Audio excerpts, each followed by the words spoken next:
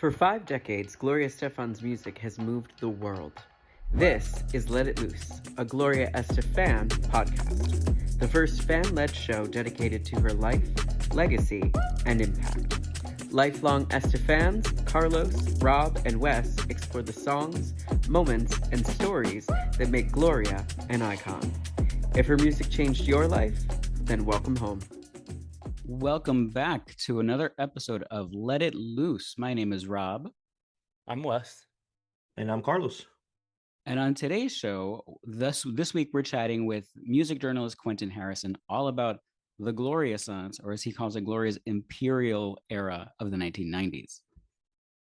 I am so excited. Wes, I know that you're excited because I know that you've actually met Quentin in person. I've only known him online. So based off of our conversations, based off of the articles that he's written, I feel like I'm gonna fangirl today. Yeah. Quentin's a fellow Ohio boy. He's from the Dayton area. So me and Quentin have met a couple of times, and he's over chili. No, actually, no over chili. But oh no, not yet. That's a question we'll have to ask him if he likes Cincinnati chili. It's not really a Dayton thing, but yeah, we met over coffee and had some great chats about Gloria. That's cool. Well, I'm excited. I know that we're going to spend a lot of time speaking with him. So I think we should get into this week in Gloria history. But before we do, can I just mention one thing to you guys? What are you going to say? So we're about 2 months into this, right? The podcast. Wow. That's crazy to think 2 months. 2 months. So 2 months have gone by and I still haven't received an invite from Gloria to come over for pancakes. Oh my God. She's a busy lady right now. He has one motive, one reason to be doing this podcast, and it's for the pancakes. It'll happen. It's going to happen.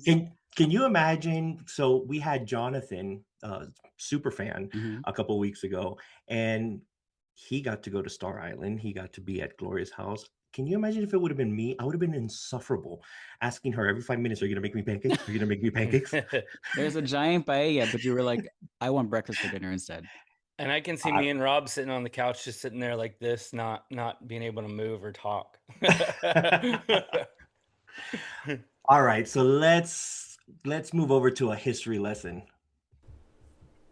This week in Gloria history, we're going back to March 13th, 1988, the last day of Carnival Miami. Gloria and Emilio direct the creation of the world's largest conga line of 119,986 people. This earns the festival a recognition by the Guinness Book of World Records.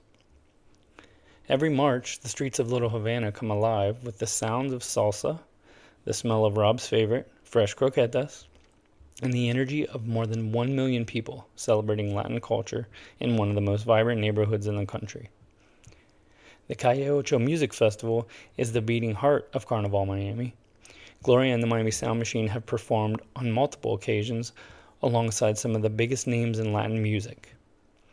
Video of the 1988 Calle Ocho concert and historic conga line are available on YouTube. Check out the YouTube channel Songs Musicanto. All right, so today I am really excited to welcome someone who's writing and perspective on music, and especially on Gloria, so many fans have connected with over the years. If you have ever found yourself going down the rabbit hole of discographies, eras, and the stories behind the music, there's a good chance you have come across his work. Wes has actually known him for years, and as for me, yes, I have slid into his DMs. And listeners, go ahead and get your minds out of the gutter. Relax. This was strictly to talk all things Gloria, music, and fandom.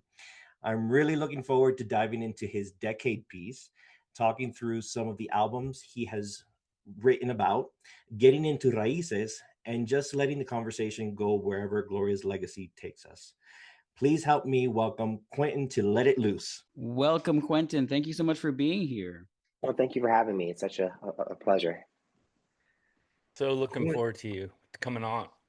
It's been fun listening in. Oh, thank you for listening.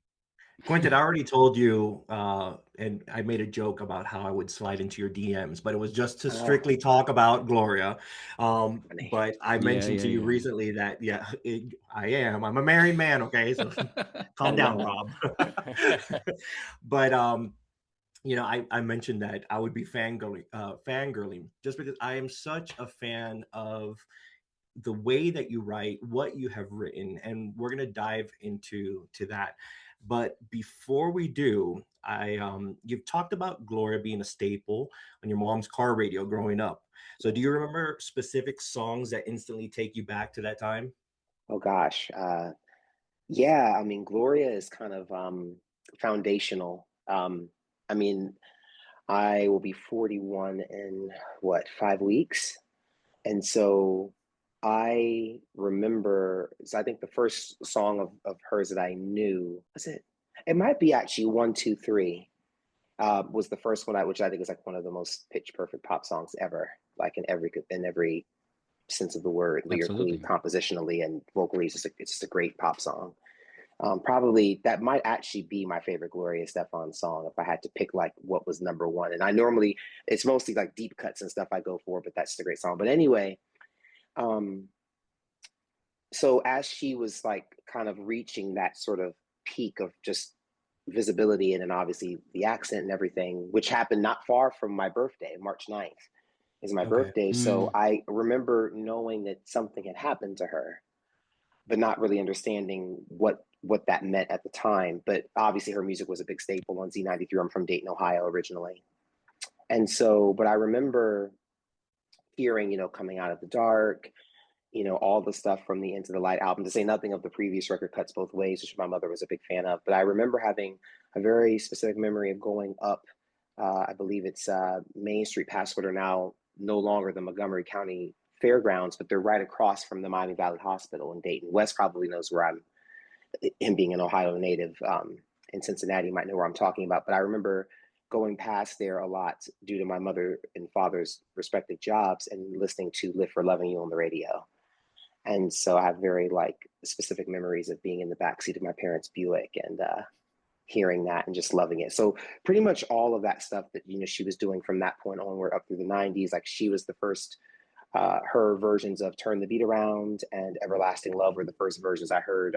With no disrespect to the late great Vicky C. Robinson or Carl Carlton, but those were the first versions I knew. yeah, same. That was the same for me. Yeah, Hmm. I Yeah. didn't know the original versions until after that. Yeah, I knew Turn the Beat Around, but Everlasting Love I didn't. Yeah, and I'd say by the time we got to VH1 Divas, I pretty much by that point was a fan. Though I wouldn't, and so I think, but I wouldn't buy or get my first Gloria Estefan album until, or not that I don't consider greatest hits compilations albums, but my first sort of record of hers until I was about 15. In 2001, I was a sophomore in high school and I picked up her first greatest hits. And from that point onward, I pretty much just had to get my hands on everything that she had put out. So I've just always loved her. And you'll love this. Her and my father are, I believe, just 12 days apart. She was born on September 1st, 1957. My father was born on September 13th, 1957. That's funny. So yeah, Nice. so my father and Gloria are about the same age. Yeah, my mom So, is Very too. cool. My mom and dad were the same age. Yeah. so, So but How Quentin, crazy that she had a greatest hits release like 7 years into her career. Like that seems pretty unprecedented. um, I'd say yes and no. It just depends. I mean, I think usually when an artist has gotten like I think such a like her rise was unprecedented, considering I think up to that point that we hadn't had like um a Latina sort of enter into that space. Though what's interesting is when you look back at that time, all of those different Latina women were hitting at the same time. You had Lisa Velez of Lisa Lisa and Colt Jam bringing in the Hmm. freestyle elements. You had Sheila Escovedo, who had been doing work with her father, Pete, for years up until she got to her own solo work, working with alongside Prince in '84. And then you had sort of Angela Bofill, who was the first R&B Latina who was breaking ground in '78 with the Angie album, and then she would go on to do what is the name of that album? Angel of the Night, and then Something About You in 79, no, 80 and 81 respectively. And so Gloria kind of came in right toward the tail end. And so all of these Latino women from different backgrounds were sort of hitting both here domestically at home and abroad. It was a really amazing time. And I've not seen a lot of historians, music historians talk about that in the way that they were sort of bringing in dance and pop and freestyle and some of the traditional Latin elements into that space. But I think Gloria would go on to sort of have this unprecedented rise to sort of, forgive me for trying to get my brain together, but to sort of act sort of as almost like a nexus point for all of these different things and sort of be everything for everyone without losing touch of her roots or her footing. And I think that's what made it for me more sort of like in that way. But the greatest hits was just incredible, just in general, just the fact that she had just managed to amass so many songs, both, like I said, domestically and internationally. I know I'm like turning into a music geek. I'm so sorry. No, that's No, what No, you're it's here for. no, but it brings me to something that I've been thinking about a lot lately, because I saw an article recently about this. And if you ask us, if you ask Rob, Wes, and I, we feel, actually, I feel, I'm not going to speak on your behalf, Rob Let's or see. Wes, but I feel that Gloria was that artist that opened the doors to so many other Latino artists, um, domestically, internationally. However, there was an article recently where there was no mention of Gloria, and they mentioned Lisa being that artist that opened the doors for so many other Latino artists. How do you guys feel about that? Well, let me see. I mean, I remember the name Lisa, but I don't know if it's just coming from me. You know, on the radio when you hear stuff on, growing up like on the radio, VH1. I mean, it was Gloria. I don't know. I mean, Lisa. I don't think had the commercial success. I don't know. I could be wrong, Quentin. You got to help me out here. He's the I mean, I know the songs, I know her music. I I would not really credit her for the worldwide massive global success that Gloria had. yeah. As far as like opening doors and leaving a legacy, she certainly has a foundational impact, but not to the same magnitude, in my opinion. Yeah, she didn't have the global success. Well, I can't say that for 100% certainty. I mean, I know Lisa, and Yeah, yeah. honestly, until we discussed it recently, I didn't know she was Latina. I didn't know that. Oh, see, I knew that Yeah. because she has salsa versions of some of her songs. And see, I'm And you not can kind of tell familiar. what like the little accent that she sings with. But like Yeah. regardless, uh yeah, I think the careers were vastly different. What say you, Quentin? Well, I think what we always have to remember, and I say this respectfully, is that there is always an inherent level of sexism and to a certain degree racism that is coded into the music, sort of historical, like how we discuss it. Mm. And, you know, just in the same way, I think that people didn't always appreciate who were not Latino or didn't respect Hector Lavoe or they didn't respect Celia Cruz, Jose Feliciano. There were people who preceded Gloria. Hmm. But I think what Gloria did, and very much, and I would probably draw sort of as a comparison to Dionne Warwick, Diana Ross. So Dionne Warwick, to me, sort of epitomized one of what I would call her sort of the first proto-Black crossover Mm, artist, yeah. especially as a woman.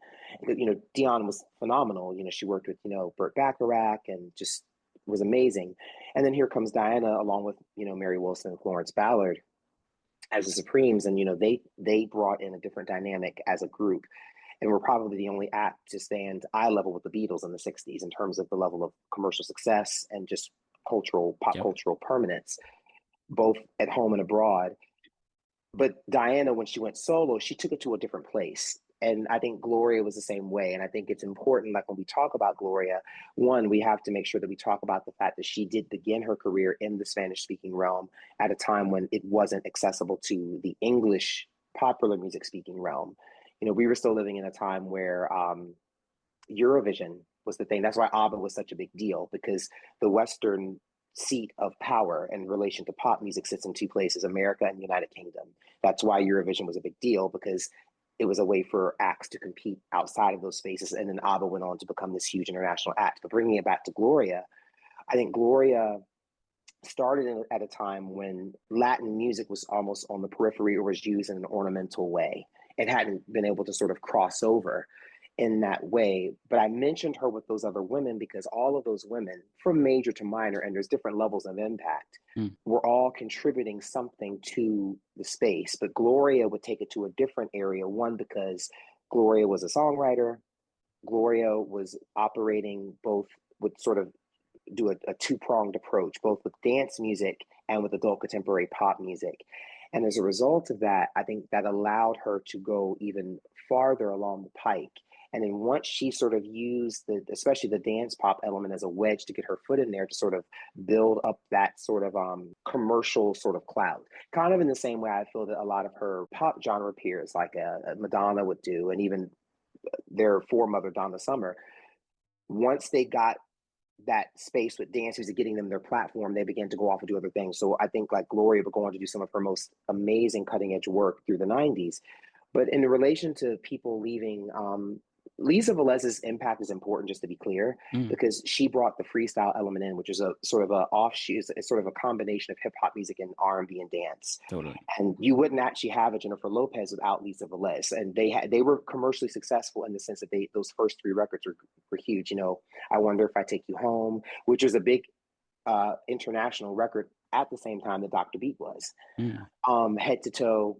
And so you could see that sort of way that in the way how Jennifer Lopez combines, you know, the more traditional African-American urban elements, as well as the Latin American urban elements and pop elements was from Lisa. But again, they both owe a debt to Gloria because Gloria would go on to become the most visible, the most versatile, and just due to her amount of time, her commercial presence and such, you know. In regards to her not being mentioned, I think that's just unfortunately, as I was sort of alluding to, and I kind of got away from, the music critical space could still be much a space where we're subject to the bias or biases, if I'm saying this correctly for plural form, of whatever the respective writer is. So if they don't see Gloria as someone who's important or her ubiquity because of her presence, her omnipresence, they're like, oh, well, she's everywhere. We don't need to focus on her. You can make a case for focusing on Lisa Velez, but you don't have to undercut Gloria, which is why I see it as a space of sharing. But Gloria, very much like Diana Ross, you can't deny her impact. It's everywhere. And as I've said to Wes many times, they need to run her Rock Hall nominations in the same way that she got to the Songwriters Hall of Fame, first Latina to do so. There would be the modern Latin crossover format would not exist without Gloria. The record that Bad Bunny took from her, that 60 plus weeks on top of the US Latin album charts, which was inaugurated with the Meteor album, that was a Gloria Estefan record, the first Latin artist to headline the Super Bowl twice. Gloria Estefan. It all comes back to her and the groundwork that she laid, as well as her husband Emilio. And when you look at almost every major Latin artist that has found success in some way or another has touched what the Estefans has built. You know, so I didn't mean to go on a whole tangent, but there's room for everybody. But that particular writer, they don't have to lay Gloria low to lift Lisa up. I think there's room for both, but you can also be realistic in terms of recognizing not so much a pecking order, but that each person has their own sort of constellation in the sky. There's room for everybody. Totally. And, you know, because you guys know I'm a huge Jennifer Lopez fan. I love her. That's my lady. But there would be no Jennifer Lopez without Gloria. That's just a fact. And so, yeah. So that was my whole thing. Sorry for the tangent. No, I love listen, I can listen to you go all on and on all day. So do not apologize. Yep. And the fact that a lot of this information that you just shared is just readily available, like off the top of your head, it's just amazing. It amazes me. So I'm going to quote you. You mentioned in one of your articles, what kept me coming back to Estefan's albums through the years is her unflinching attention to detail. When you talk about Gloria's attention to detail, what are some moments or songs where you really hear that come through? So I don't know if you guys have ever noticed. This is kind of maybe a weird thing, and I don't know if it's the late great George Cassis. I'd have to look in the sleeve notes of my records to see, but they have a very specific. There's a picking style in the guitar and her guitar that you know, just like the way they play the guitar. You hear it in like that one. The Rhythm Is Gonna Get You. You hear it at the end of A Real Woman on Gloria. these little hallmarks that if you're into her work and her production sort of hallmarks or flourishes, you'll notice that. But it's those little things that I love. The way they do their string charts. I think the way that Gloria's voice is mic'd and how, whether she's in English or Spanish, there's a specific tone, richness, and resonance in what she does. I think the collaborations that she's done. I just think that if you're someone who has an ear for music, how can you not appreciate what she does? To me, it's a no-brainer. It's a sort of quote Rose Byrne from Bridesmaids, excuse me, the movie. It's a Fritz Burnett. Like it's like it's a Fritz Burnett. Like, I mean, it's Gloria, man. Like, come on. Like, the records are so immaculately produced, not overproduced. They're produced. They're well done. They're tailored. Everything is where it needs to be, but it doesn't feel so overly fussy that it's not good. So I love that. Like, as someone, when I was starting to really buy her records in my teens at 15 and 16, I just loved how her music sounded, like coming off of my speakers in my bedroom, on my little Iowa boombox, or in my headset on my portable CD player. I just think her records are phenomenal. They're very just, and again, it's a village. You have all these different people who've worked with her, her husband, Pablo Flores. You know, I've mentioned the late great George Cassis. Like, all these different people who have worked with her, and it's just, yeah, I love her. Eric Schilling, he's a key to mastering and recording Gloria. So you got to give a nod to him as well. Yeah, Eric Absolutely. Schilling. Yep. Absolutely. Those And are the she's guys kept that make those are the guys that make the music sound good, as you very well know. absolutely. And she's kept a lot of these people in her orbit. Like, when you look at her sleeve notes, a lot of these people that, you know, like, when people are like, oh, she sold the Miami Sound Machine out. That's not true. Actually, they're pretty much all over her. They're all over all of her records. I love that shout out. And no me, my Spanish is terrible. No me deje decade, when she calls out Tony Mulet. That's right. And he's played, you know, I just, you know, that's actually one of my favorite, in terms of her singles, one of her best vocal performances. And we love Teddy. Absolutely. Teddy, Lord, not Tony. Teddy. Yeah. Teddy Teddy's amazing. So sorry. I've seen him perform, you know, so many times, but I actually got to meet him in person and spoke with him for a bit when I was in Madrid, when I went to go see her in Madrid for the concert that she gave last year. And he's just, not only him, the everyone in the band, so incredibly kind and generous with their time. So besides being amazing musicians, they're just the kindest people in the industry. Yeah, absolutely. And you can always tell something about an artist, about how awesome they are, to have the same crew, the same people that's followed them for decades. I agree. Absolutely. 110%. Because me and Carlos were at Good Morning America, and I couldn't believe I'm standing next to Mike Scaglione, Teddy Mulet. I mean, they were all there. You know, that just blew me away. So, Quentin, your Medium article was really a love letter to what I call, like, the Gloria Sons, which is a different name than you gave it. In reading it, something occurred to me, and I want to see if you agree with me on this little journey or not. But after Into the Light was released, then you start talking about Mi Tierra, and then we start looking at the albums from the 90s that Gloria released, and none of the albums were even remotely similar to one another. They were all very, very different sonically, very different lyrically, melodically, everything, even from the visuals of the album. Like, even the packaging. Yeah, exactly. Nothing felt like, you know, the 80s were the 80s, and you had Let It Loose, Primitive Love, all those albums that sort of could be married to one another or lead into one another. And then you have Mi Tierra starting something that, in my opinion, and tell me if you agree or disagree, was a series of concept albums from Gloria. Definitely. I mean, I think, because it's funny, like I said, that run runs parallel. Like, two of my other major female recording artists have a similar run, like in that same sort of corridor, Madonna and Kylie Minogue. But as it relates to Gloria, I think, because with respect to Into the Light, I always felt like that was a transitional record. because Cuts Both Ways was such a moment. That was such, it was her first record of the new decade. Well, no, wait, because that Cuts Both Ways is 1989, excuse me. But the record stretched into 1990. But Cuts Both Ways was such a moment. And then we got to Into the Light, and there's some great moments on that record, but I always felt like she was kind of holding her best back, which of course we would find out she was working on Mi Tierra in the background.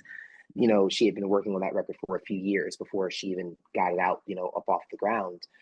And so by the time we got to Mi Tierra, I just think there was a confidence, there was a sense of awareness, of strength. And then from there, I think that permeated everything she would do after that.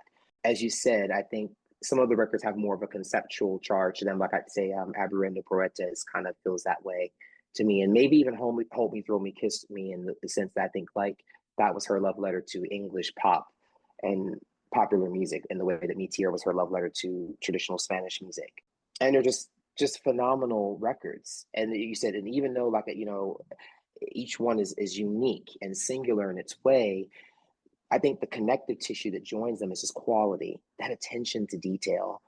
And even if the commercial success would begin to slide, primarily mostly with the English records, which is a shame because I think she was just doing some of her best work. She never lost her footing in terms of what she wanted to do, and she really did her own thing. And that's not to say that the records that came before Mi Tierra were not good, or the records that came after Unwrapped weren't good.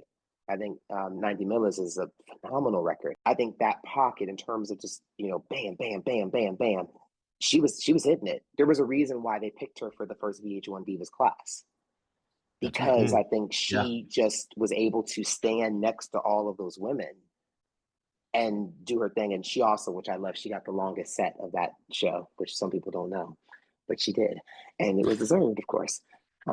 So we love that for her. We love a humble but aware queen. Humble but aware. I like that. No one's ever described her that way before, and that really resonates with me. What I loved, I'm going to be petty for just a second, if you guys don't mind. Let's see. What I love about VH1 Divas is, and I am a bit of a lamb, more so before than I am than now, as far as Mariah's music. But I thought it was interesting how when she came out, she had to ask the audience to stand and to dance. Whereas when Gloria comes out singing Turn the Beat Around, everyone was on their feet. So, and just the level of excitement during her performances, because even when she came back and sang You've Got a Friend, when she hits that high note, when she belts out that one, that one section of the song, everyone goes wild. And I love that for her. And Quentin, I got to go back to this piece, your decade piece, 1993 to 2003. When I read it, I didn't understand at first why you chose that decade. But as I was reading it, it brought back so many memories of where I was during those times and the level of excitement. And not to say that there weren't exciting times that I experienced after that decade, but that is such a special time, that those 10 years, when she came out with Mi Tierra, Hold Me, Throw Me, Kiss Me, especially with Destiny and Gloria and Unwrapped. There's so many memories attached to those albums that I hold dear to my heart. So that's why, as I've mentioned already, I go back to that piece probably a couple times a year, just to relive it. And you spoke so eloquently, or the way that you wrote that piece. Just as an FYI, I did send it to Gloria today. Oh, she's thank you. She's seen it. She shared it on Twitter at the time. She did. Yeah. So I resent it to her today, and she her words when she read Imperial Phase, the one word that she wrote back to me was fancy. I'm like, I know. But it describes it. It really describes you. You worded it perfectly, because it was this Imperial Phase. So yeah, I'm sorry I went off on a tangent now, but Oh I no. just had to share that with you. Well, thank you. I mean, it's great to hear that the piece moved you guys, because I managed to tie two of my other standalone pieces I did for the Mi Tierra and Gloria albums in there as hyperlinks. And what else have I reviewed? I know I did Brazil 305 at the time for Albumism, and I did a catalog thing for her for them as well. But I mean, the thing about Gloria that comes to mind to me is that true power doesn't have to announce itself; it just is. And I think that when the proof is in the pudding, that's why last year felt like such a moment with Three S's, and just it being her 50th anniversary. And I don't get into like awards in that way, but I was so very happy that she's continued her Grammy streak with her Latin albums. All of her Latin records have won either a Latin Grammy or an English Grammy. But that commitment to quality, sales can come and go, but it's what you leave behind on the wax, and that cannot be contested. And I think that really is going to be her legacy. I mean, she's got the numbers, that's a given, but numbers after a while, records can be broken, you know. But I just think like the body of work that she's left behind is just so amazing, and just I really do hope she knows and understands the way her music has been able to reach across and touch people. I mean, for me, she was the first artist that I listened to that got me to listen to music outside of just English. Like, and I learned about, because I didn't know, this is being African American, that the music of Cuba is different than the music of Spain, is different than the music of Mexico. Like there's different types. And I remember like reading the sleeve notes for stuff like, you know, Mi Tierra, and learning about son and you know, bolero and all these different things, and cumbia, and Gloria is the reason I became curious about music outside of an English context. And now I listen to stuff in Japanese and German and French and Korean, and all of that comes from her. She really was, you know, the one to push me in that way. And we both had the same major in college. We're both communication majors, and which I love. But yeah, so I could go on and on about her. I just think she's the knees bees, and I'm waiting for the Rock Hall to run her nomination as of yesterday. From your mouth to God's ears. Yes. I mean, It's going to so happen. There's no other choice. It has to. I mean, it's a fact. There would be none of what we're enjoying today with Bad Bunny or any of these wonderful artists without Gloria, Milagrosa, Fiardo, Este-FAN. It's a fact. So they have to. They have to do it. I mean, what, you know, like I said, run it yesterday. I'm waiting. And you know, they don't pay homage to the females like they should. And me and you have talked about that many times. You know? Yeah, they don't. It's very hard for women of any genre or period to get in there. So now let's go back to you mentioned in 2022 that one of your favorite albums of all time of Gloria's was the Gloria album. Oh yes. And then Mi Tierra, and then Unwrapped. Do those albums still remain your favorites? So Gloria will always be that girl. That's in my top 20 favorite albums of all time, period. That record is everything. That record I'll put that on at minimum 3 times a year, and just blows my scalp back. It's like hearing it for the first time. Can you believe that we played a game of Kiss, Marry, Kill, and there were a few people. I'm not gonna say who, but it's on the air. You can name names. A few people killed Gloria! Exclamation point. That was the tragedy. I love the title too, and again, that goes this epigrammatic way. And again, it's true power doesn't have to announce itself. It's just Gloria. And you know, I just, you know, yes, that is, it's, you know, and let's also, like I said, I love Shakira, but I had to one time let a Shakira fan have it when they tried it, and they're like, oh, something, and hips don't lie. I'm like, well, you do realize that she worked with Wyclef Jean like a whole 7 years before she did. So I'm like, let's not and say that we did. No, I'm just, you know, I love Shakira, but yeah, Gloria is still my number one album from her, and that's in the top 20 of all time. Mi Tierra is still in there, obviously, and Unwrapped is still in third place. But I have to say, in the last maybe 2 years, Alma Carabena is really beginning to pick up steam. I think vocally that might be my favorite Gloria album. I think there's just a particular tone on that record, and there's a real kind of an energy. All of her Spanish records have a very specific kind of tonality, but Alma Carabena, I'm just obsessed with that Dolce & Gabbana dress and that, what is the director? why can't I think of his name? David LaChapelle. David LaChapelle. LaChapelle. LaChapelle, yes, who shot that, and just my goodness. So many people have been giving that album so much love recently. Mm. It's like all of a sudden that album's having like this renaissance. Because Good. even we had Yes. no, that's great because we had a vinyl episode recently, and we were asked, when are they going to release the Alma Caribeña vinyl, and that Yeah. would be lovely. I get that question a lot on my Instagram account. Everybody loves that. That's one. Unwrapped and Alma Caribeña is they're up there. They would love a vinyl release. As we all know, they have never been issued on vinyl. So those two I hear quite frequently. But I will say about Unwrapped, one of my all-time top 10 favorite Gloria Estefan songs is on that album, which is In the Meantime. That Gorgeous. is one of So pretty. my all, like, just as a songwriter, what she does on that particular track and the way she reads the lyric is absolutely devastating in the best way. It is just, and Time Waits is another one that I'm also a big fan of from that particular record. It's just I'm yeah. a huge fan of Time Waits. Me too. That song gets me every single time. And I have to say, so In the Meantime was her writing, or the translation of Mientras Tanto. And I love Gloria as a songwriter, but I also respect the way that she translates songs. Like, she could get a song from Gianmarco Kiki Santander with No Pretendo, which she translated into to Steal Your Heart, which for me, Steal Your Heart will always be my all-time favorite song. That's I mean, Destiny is, gosh, that record. Everyone kind of, like, the thing is, I think because Reach is so ubiquitous, but I actually find that song to be very emotional and very moving. There's something about that particular track that I just love.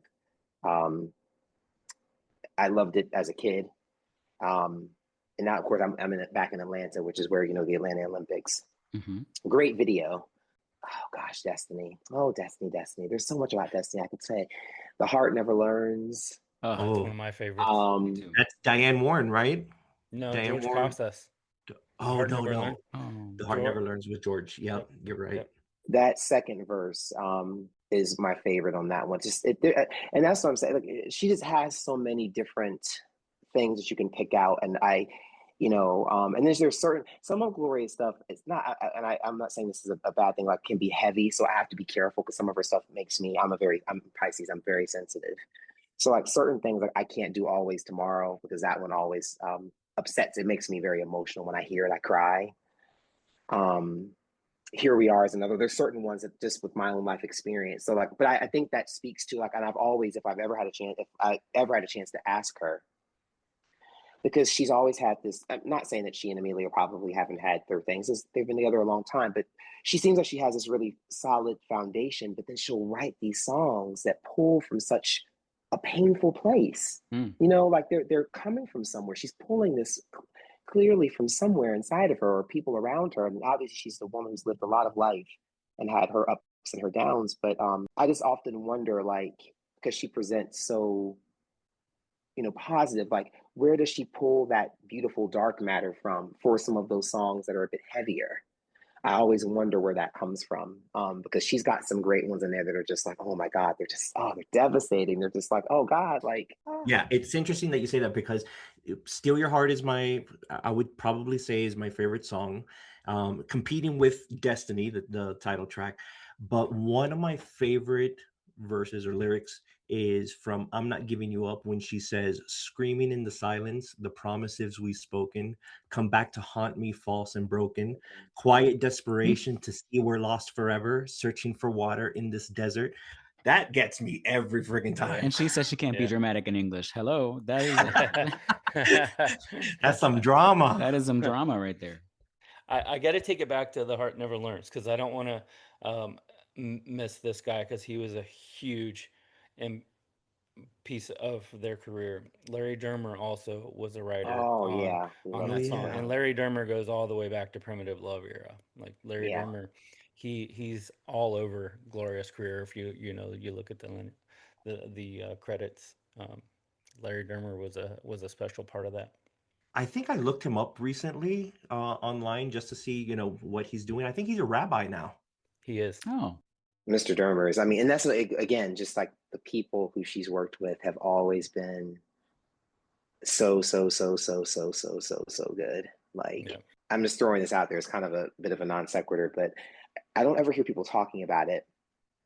So her cover, because she's Gloria, amazing songwriter, but she's also this amazing interpreter. And her version of "Don't Let the Sun Catch You Crying," that's a top Ooh. 10 for me. for me But too.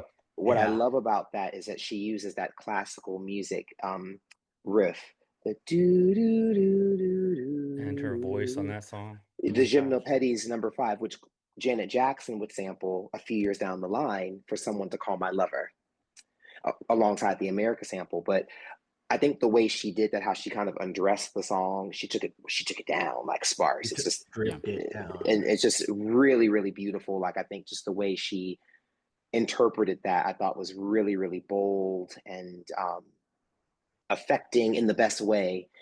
I also really love her version of "Love on a Two-Way Street" from that record is nice. And again, just jumping back about, like we were talking about, just like attention to detail, the way they do their programming and synthesizers. So, like, of course, "Everlasting Love" from the album version, the way just that wall of sound, that propulsive wall of sound, and they have the classic harmony from the song, which reminds me of the same way they do their programming on "Real Woman," and then they shift back from like that sort of veld of synthesizers to like the percussion and back. It's kind of like how a camera pans back and forth, very dramatic. And "Rhythm Is Gonna Get You" is another one where, again, they're just between the picking on the guitar and just the synthesizers. It's just like the programming, like no one does anything like an Este-FAN production. Like no one sounds like them. And I remember when she went to work with Pharrell on "Miss Little Havana," initially I was a little worried, because Pharrell in his prime with Chad Hugo, to be very clear, no disrespect to Pharrell, but we got to give Mr. Hugo his credit in the Neptunes. Mm-hmm. And they were doing like that cutting edge shit, excuse my language, like we're talking Young, Fresh and New with Khalees, and like, when they were really, the track with Busta Rhymes and Khalees as well, the Busta What It Is Right Now. But anyway, but by the time he got to Gloria, he was already kind of like super mainstream, but he wasn't as cutting edge. So I was like, oh God. But I remember reading an interview, and this is where I mean about power doesn't have to announce itself, it just is. She's like, okay, I'm gonna let you produce this record, but I'm going to be the one to kind of go behind you and be like, okay, if you want a synthesizer here, maybe I'll take out and put some like, percussion here. Mm-hmm. So when you Right, hear yeah. like the first side of that record, because you get freestyle, you get that, at least the freestyle on with the title Yeah. track, and then you get "I Can't Believe," which is great because there's no backbeat. It's literally just kind of like the spine of a Yeah. groove. And then when you get to "Heat," oh my goodness. I love Oh, that song. Gloria was in her bag. She was in her bag on Yeah. that track. She was in her bag. I said, come on, Gloria. And I remember thinking to myself at the time, because I was so worried, because I was so disappointed. Like, John Endicott had done the title track to Shakira's "She-Wolf" and "Men in This Town," but then Pharrell had done the rest, and it was awful. I just was like, anyone could sing this mess. This is such a letdown. It didn't feel like a Shakira album, but this still feels like a Gloria album. Right, but it felt like she was pushing some of it forward, and I just, I see it, like the first side of that record all the way up to "Make Me Say" is just great, and but those first 3 tracks, that's what I mean, like just that attention to detail on the production end of things was just so, like it just was fantastic. I was like, oh shit. Yeah. She was So this was serious. so Quentin. So this was "Miss Little Havana." The album was a hit for you. I enjoy. I mean, it's a record that has. How can I put this? Gloria doesn't have bad albums. I have ones I prefer more than others. I will say, in a constructive way, there were elements of it that I appreciated her trying to experiment in certain ways, and it didn't all work. But when it works amazingly. Yeah, because interestingly, in the fandom, that album is either hit or miss. Polarizing for a lot of people. Yeah. Yes, For me, it's a hit. I loved it because how different it was. I loved it. But I will say, like a song like "I Can't Believe," to go back to what you say about Alma Caribeña, "I Can't Believe" is a vocal highlight of her career. Mm-hmm. It is a good. It is. That whole song, like I said, just the whole way. It's just there's no beat. Like it's just a rim shot, a continuous rim shot. Just the whole way, and then you put her vocal on top of that, and the lyric, and then just hi, this is Missy, leave a message. And I'm like, I was like, yeah, Heat was serious. Heat was serious. It was. epic. My only thing was I would have liked to have seen what the album would have turned out like had it been in Spanish, all Spanish from top to bottom. Yeah, that would have. She's never done one.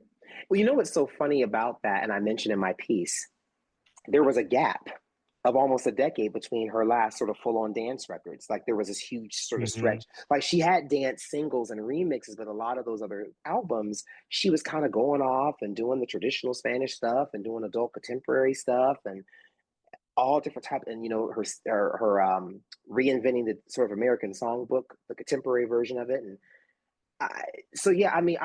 I do hope we get one more English record from her, or maybe something that is not in English, something that's up tempo. But Reyes has a lot of groovy, like kind of dance ready tracks on it too. I mean, I just love that album vocally.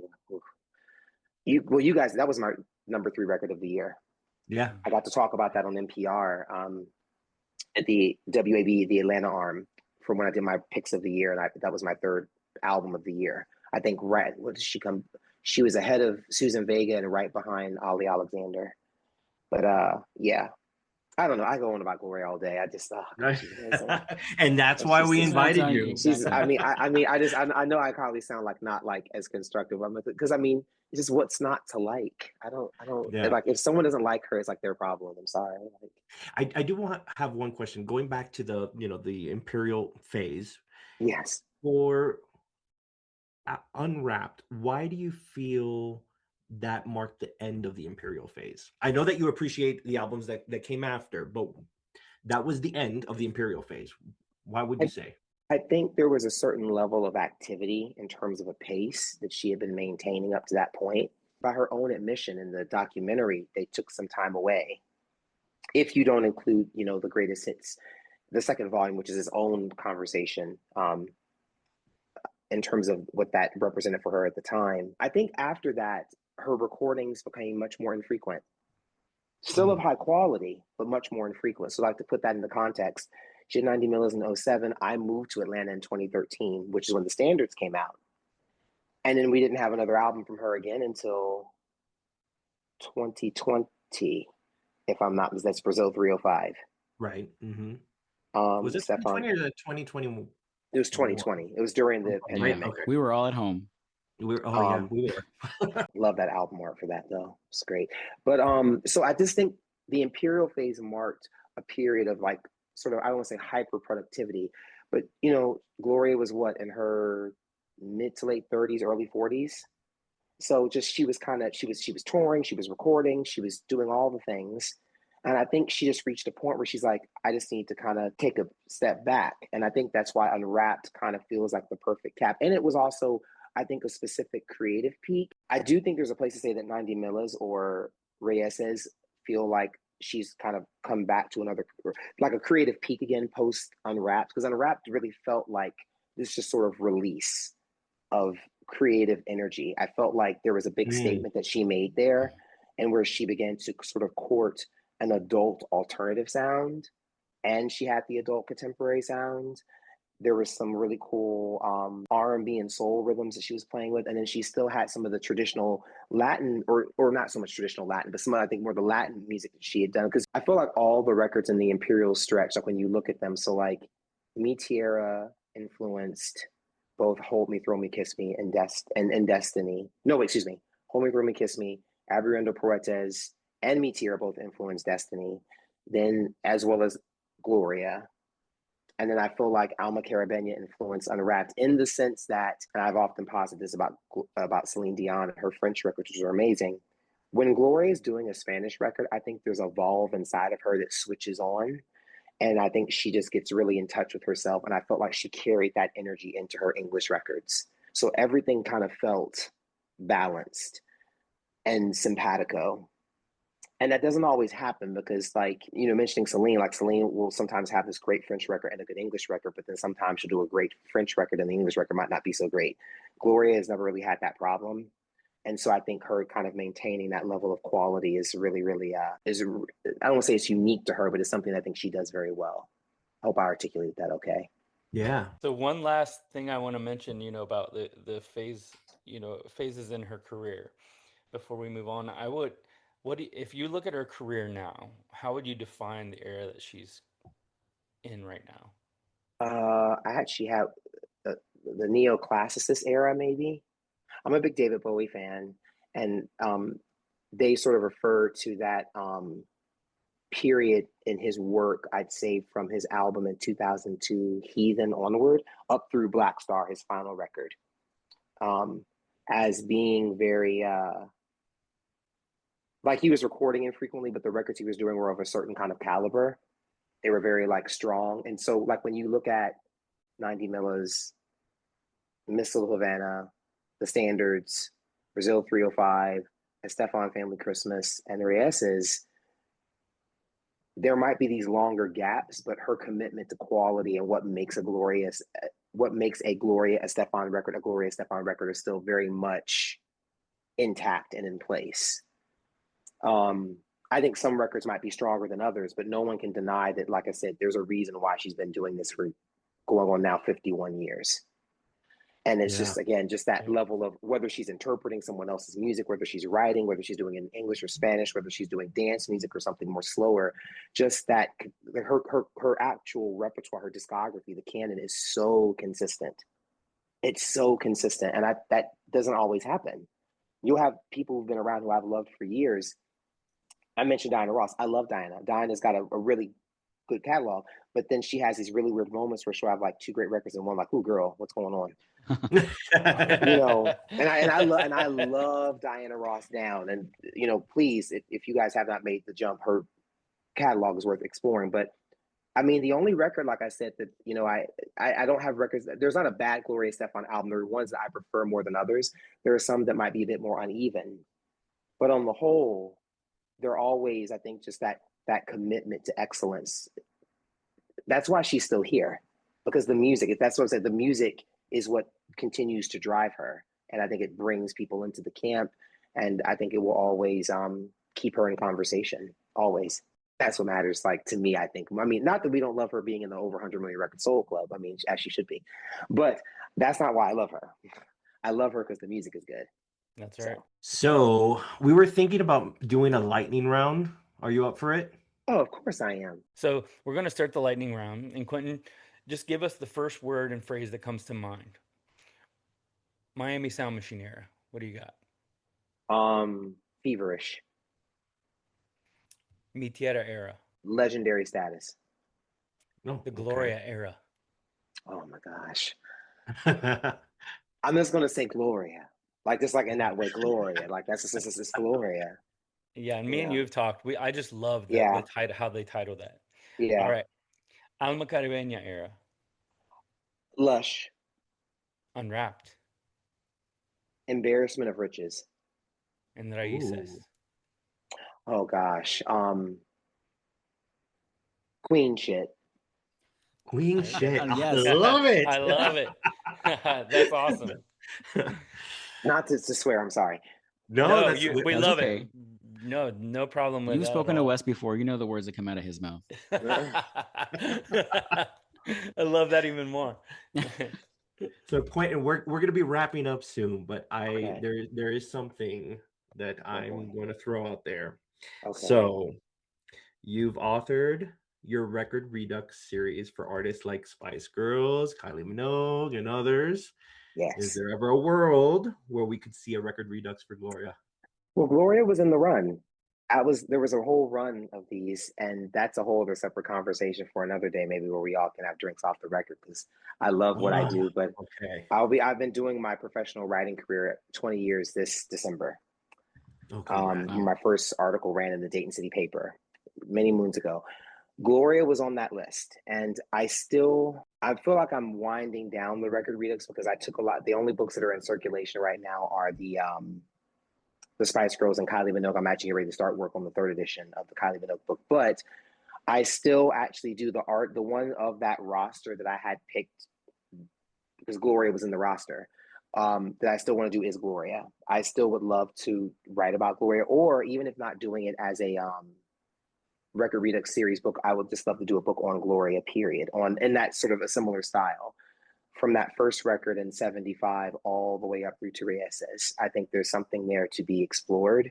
And like, hearing all your stories, like, she and I have only communicated on Twitter, where she's like shared some of my stuff, which is like, because I never go into this like to meet the artist I love. I'm sort of like a conduit to express what their music means to me and to connect it to other people and sort of let their music work through me. But when I've had those moments to connect with artists that I love, just to be able to say like, your music has touched me and thank you. But I think it's so cool that you guys have built these really cool relationships with Gloria. You're not stalkers like us. Well, I wouldn't say you're stalkers. I think you're people who you are people who've done great things for her and for the community. And I think that, not to sound like new agey, but I think you connected with her as it was meant to. But I often say if I ever had a chance to like meet her in person, one, I would just be to thank her for what she's done, just putting this music into the world. But I would love, love, love, love, love to either interview her or just to be able to talk at length with her about her catalog. Because I always feel like she ends up in front of people, not all people, but some people who will ask her the same questions. I get so annoyed. And like, she's only, our people are only here for so long before they transition. And Gloria's not going anywhere. She's a very healthy lady. But I really would love to have people ask her about Destiny or about Unwrapped or Gloria or these records, and not just the hits. It's like, where were you in your mindset when you were creating this? What were you thinking? Because I did my best when I did my piece to sort of go in and research and try to pull in interviews and see where she was and stuff like that. And so, there's just so much more to her than Conga and Get on Your Feet, which are, again, great songs, don't get me wrong, but she's got this whole catalog sitting right here. Let's talk about that.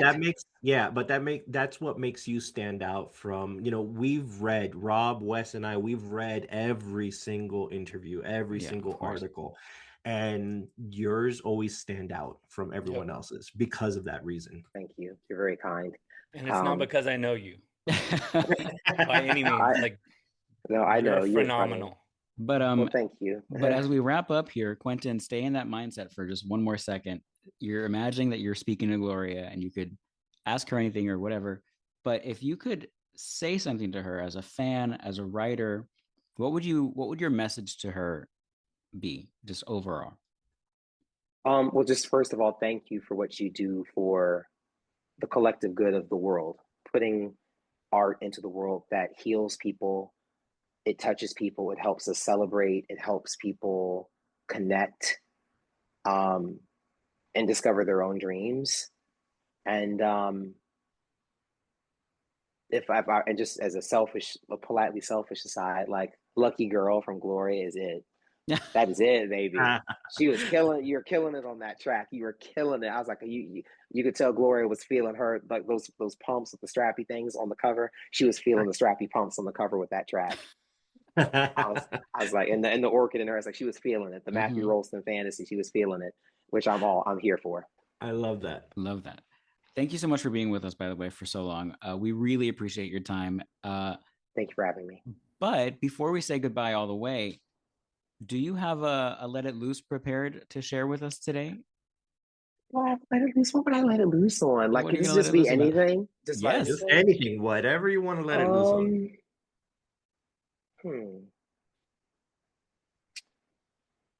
There's the old, I said my Rock and Roll Hall of Fame thing already. We just need more love. Like, I'm happy for y'all vinyl folks and all, but we CD folks, I'm a CD man. We need some loving too. Like, we need like a CD box set kind of thing going on, CD reissue thing going on. Like, shameless plug, I'll do the sleeve notes for free. No, I'm just kidding. No, I'm not kidding about, like, I'll do them like for you for free for her. But just, I'm being silly. But yeah, just more CD, more love for the CD format. But Yep. I love y'all vinyl folks. I want y'all. I'm glad y'all getting your absolute lives. Live is always the best. I'm with you. I have way more CDs than I do vinyl. So I say a record collector in all, not necessarily just vinyl, but yeah, I feel you. You know my thoughts on that. Yes, we've Yeah. discussed that many times. Yeah. Yes. Quentin, you know that we could just go on for hours, but thank you so much for hanging out with us today. This actually meant a lot to us that you took the time to talk all things Gloria, and we just love your perspective. Well, thank you, and I appreciate you guys having me here. And I think that you guys are doing wonderful things for Gloria and Emilio and just the overall community. And it's refreshing to hear a podcast that is so itself, but you're not based in a whole bunch of like catty obnoxiousness and a bunch of silliness, which would make me roll my eyes. You guys actually have something to say, and I think you guys know how to use your platform. So please keep up the good work. And I can't wait to see what you guys are going to do next. And hopefully I didn't come off as too much of a crazy rah rah rah. No, You know, not at all. Not at all. Not one bit. Not at no. all. We're So- already wanting you to come back. Thank you. Where can people find you if they want to follow you on social media? I am active on Instagram as Disco Wallflower. That's one word. And you can also follow me at Disco Wallflower on Blue Sky. Fantastic. And we will be linking your incredible articles in our show notes for today. We just thank you so much for your time.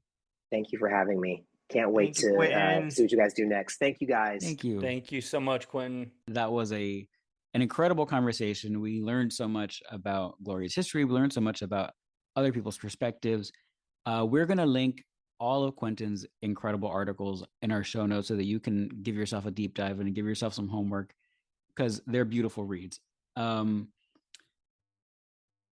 I want him to come back already. I know. Absolutely. You know, I was thinking a meeting of the minds would be interesting to see him with our friend Angel Max, who always sends us incredible Ooh, Oh, voice that would be memos. great. that I would be know. interesting. All right, there we go. Yeah, the Let's- wheels are turning. So Let's do Angel it. Max, if your ears are burning while you're listening to this, it's because we're talking about you.